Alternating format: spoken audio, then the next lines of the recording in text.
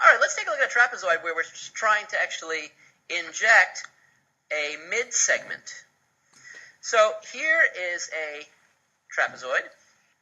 Looks good to me. And you can see we've added in this mid-segment. So that's a line in between the roof and the floor that's parallel to both the roof and the floor.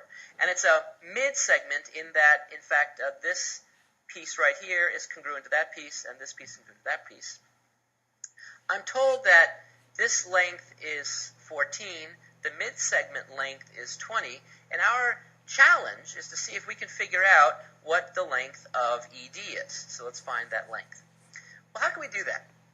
Well, the key thing is that since I know this is a mid-segment, then I know that, in fact, its length will be the average of this length and this length.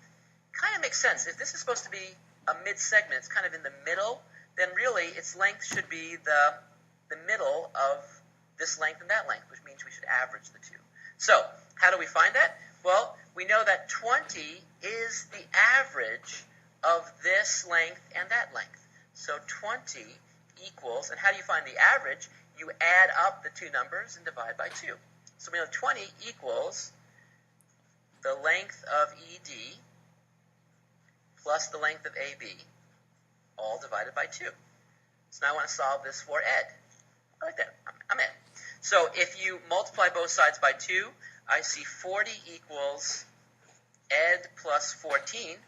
If I subtract 14 from both sides, what I see is that here I get 26, and this side I get Ed, so I see that I am 26. So this is actually 26. So notice that we're actually able to figure out the length of the base of this trapezoid just knowing the length of the top and the length of the mid-segment, because the mid-segment is supposed to be the average of these two. And you can check and see that if you take 26 and add it to 14, you get 40, and when you divide by 2, you get 20. So 20 really is the average of these two numbers. And so all is well with this trapezoidal world. I'll see you soon.